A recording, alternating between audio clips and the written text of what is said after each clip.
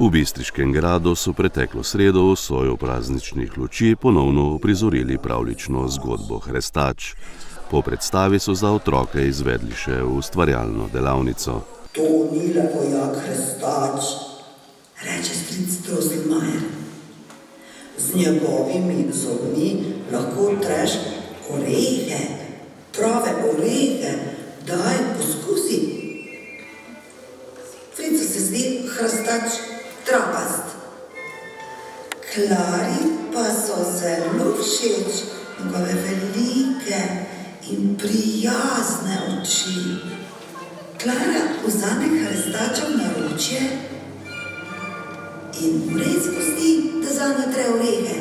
Vedno poišče najmanjše, da njenemu malemu prijatelju ni treba odpreti ust tako preveč na široko.